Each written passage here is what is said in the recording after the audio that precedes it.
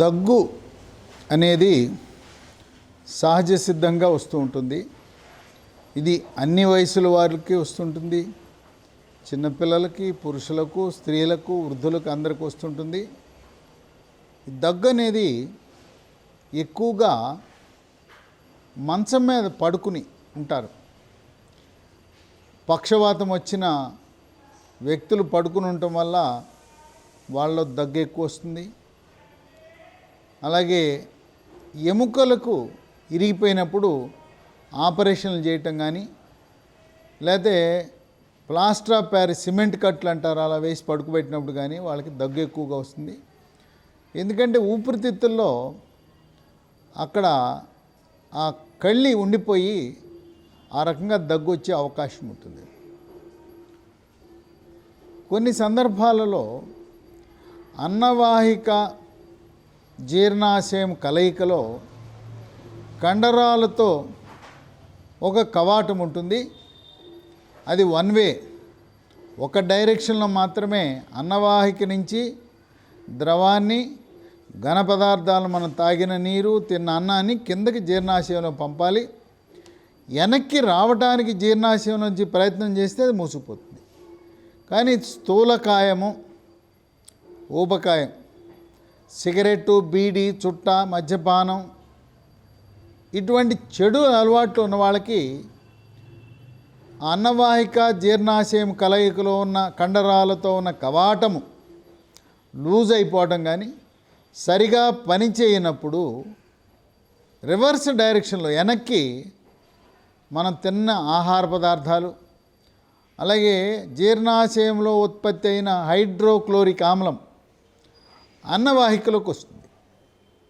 ఇది రాత్రిపూట ఈ కవాటము, అన్నవాహిక జీర్ణాశయం మధ్యలో ఉండే కవాటము సరిగా పనిచేయని వారిలో ఈ హైడ్రోక్లోరిక్ ఆమ్లం కానీ, తాగిన నీళ్లు కానీ, తిన్న ఆహారము కానీ వెనక్కి వచ్చి అది ఊపిరితిత్తుల్లోకి వెళ్ళే ప్రయత్నం జరగటం వల్ల దగ్గు, తీవ్రమైన దగ్గు రాత్రిపూట రావటం, అలాగే కొన్ని సందర్భాల్లో నిద్ర కూడా పట్టకపోవటం, ఇలా తరచూ జరగటం వల్ల ఈ ఊపిరితిత్తుల్లోకి ఈ ద్రవ పదార్థాలు, ఘన పదార్థాలు వెళ్ళటానికి ప్రయత్నం జరగటం వల్ల ఊపిరితిత్తుల్లో చీము కూడా పట్టే అవకాశం ఉంది.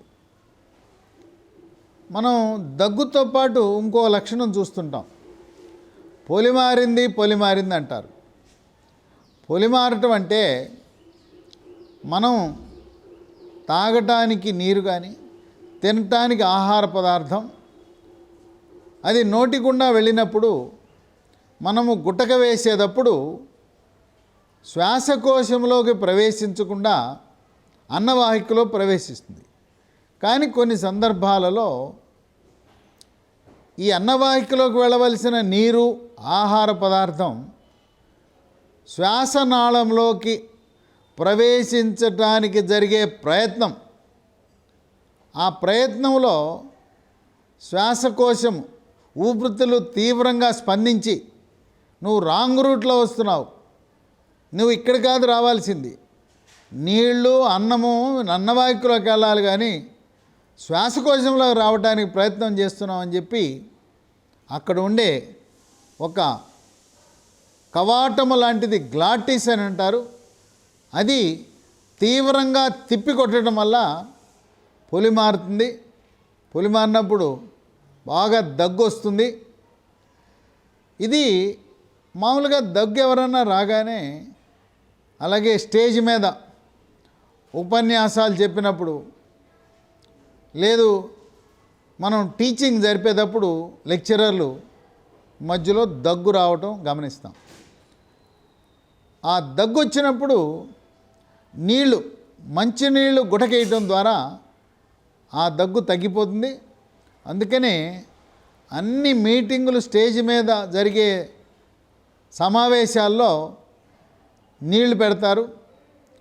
అలాగే స్టూడియోలో పాటలు కానీ, లేదా ఏదైనా చర్చా గోష్ఠిలో ఆ రికార్డింగ్ జరుగుతున్నప్పుడు ఒక వాటర్ బాటిల్లో లేదా గ్లాసులో నీళ్లు పెడతారు. ఈ దగ్గు వచ్చినప్పుడు చక్కటి పరిష్కారం ఏదైనా ఉందంటే నీళ్లు తాగటం. నీళ్లు తాగితే దగ్గు తగ్గిపోతుంది. ఈ అన్నవాహిక జీర్ణాశయం మధ్య కవాటం బాగా పనిచేయనప్పుడు, స్థూలకాయం ఉన్నప్పుడు బరువు తగ్గాలి. ఈ దగ్గు అనేది కోస్తా ప్రాంతంలో ఈ ఫైలేరియా వల్ల ఇసినోఫీలియా అని వస్తుంది.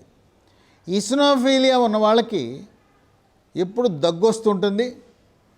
ఆ దగ్గుకి పరిష్కారం హెట్రజాన్ అనే ట్యాబ్లెట్ 100 మిల్లీగ్రాములు ఒక 6 వారాల పాటు వేసుకుంటే తగ్గిపోతుంది. దీని లక్షణాలన్నీ కూడా ఆస్తమాలాగా ఉంటాయి. దీన్ని ఈసినోఫీలియా బ్రాంకైటిస్ అంటారు.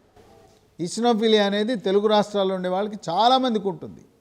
తెలంగాణ ప్రాంతం సముద్ర తీరంలో లేకపోయినా కూడా తెలంగాణ ప్రాంతంలో కూడా ఈసినోఫీలియా అనేది చాలా అధికంగా ఉంటుంది. కనుక దక్షిణ భారతదేశంలో దగ్గు ఎక్కువగా వచ్చేవారు రక్త పరీక్ష చేస్తే ఈసినోఫిల్ సంఖ్య పెరగటమే కాకుండా లేకపోయినా కూడా మనం 6 నెలలకు ఒకసారి హెట్రజాన్ అనే ట్యాబ్లెట్లు HETRAZAN 100 మిల్లీగ్రామ్ ఉదయము రాత్రి 45 రోజులు వేసుకుంటే చక్కగా పరిష్కారం అవుతుంది. ఆస్తమా ఉబ్బసం ఉన్నవాళ్ళు కూడా వేసుకోవచ్చు. వీటితో పాటు మనకి ఇంట్లో ఉండే దినుసులు లవంగము, యాలుక, దాచిన చెక్క, ఇవి అన్నం తిన్న తర్వాత లవంగం ఒకటి, యాలుక ఒకటి, దాచిన చెక్క ముక్క పొద్దున టిఫిన్ తర్వాత, మధ్యాహ్నం భోంచేసిన తర్వాత, రాత్రిపూట తింటే దగ్గు తగ్గిపోతుందని చెప్పి మన పెద్దలు నేర్పించిన విద్య. అలాగే వేడి పాలల్లో కొంచెం మిరియాల పొడి, పసుపు వేసుకుని తాగితే ఈ యొక్క దగ్గు కూడా రాదు అని చెప్పి చెప్తారు. అలాగే కొంతమంది మన పెద్దలు దగ్గు వస్తుందంటే ఈ పంచదార గడ్డగట్టిస్తారు. పంచదార గడ్డగట్టించేదాన్ని పటిక బెల్లం అంటారు. ఈ పటిక బెల్లం తిను అంటే, పటిక బెల్లం అంటే ఏం కాదు, పంచదారను గడ్డగట్టించిందానే పటిక బెల్లం అంటారు. దాన్ని చప్పడిస్తే దగ్గు తగ్గిపోతుందని చెప్పి మన ఇంట్లో ఉన్న తాతలు, అమ్మమ్మలు చెప్పడం అనేది జరుగుతుంటుంది. ఏది ఏమైనా దగ్గు వరుసగా వస్తూ ఉంటే ఎన్ని మనకి ఇంట్లో ఉండే హోమ్ రెమెడీస్ వల్ల తగ్గనప్పుడు అది టీబీ కావచ్చు. టీబీ అవునా కాదా తెలుసుకోవాలంటే ఛాతీకి ఎక్స్రే చేస్తే టీబీ అవునా కాదా తెలుస్తుంది.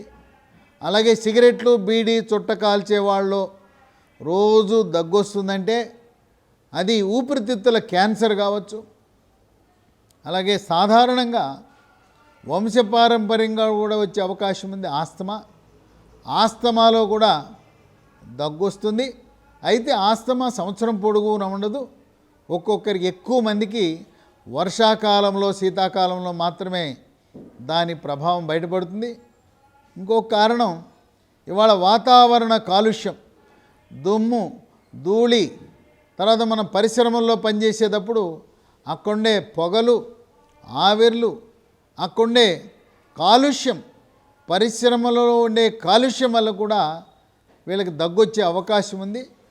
అటువంటప్పుడు డాక్టర్ని సంప్రదించి, ఊపిరితిత్తుల నిపుణుని సంప్రదించి అది టీబీనా, ఊపిరితిత్తుల క్యాన్సరా, ఆస్తమానా, ఇసినోఫీలియానా, లేదు పరిశ్రమల్లో పనిచేస్తుండటం వల్ల అక్కడుండే ఆ పొడి, అక్కడుండే రసాయనాలు, అక్కడుండే పొగ, వాటి వల్ల ప్రభావం వల్ల ఏమైనా వచ్చిందా అని చెప్పేసి మనము ఊపిరితిత్తుల నిపుణులను, చెస్ట్ స్పెషలిస్టులను సంప్రదించి తగు ట్రీట్మెంట్ తీసుకోవాల్సిన అవసరం ఉంది. సొంత వైద్యాలు చేసుకోవటం అనేది మంచిది కాదు. చూడటానికి దగ్గు సాధారణం అనిపించిన ఈ దగ్గు అనేది ఇన్ని జబ్బులకు సంకేతంగా బయటపడే అవకాశం కేవలం ఊపిరితిత్తులకే సంబంధం కాకుండా అన్నవాహిక, జీర్ణాశయము మధ్య ఉండే కవాటము సరిగా పనిచేయనప్పుడు ఆ వెనక్కొచ్చే ప్రక్రియని వైద్య పరిభాషలో gastro oesophageal reflux disease, Gerd అంటారు, GERD అంటారు. ఇన్నిటికీ దగ్గే సంకేతంగా ఉంటుంది. మన గృహ వైద్యాలతో పాటు ఆధునిక వైద్యం అవసరం కూడా ఎంతైనా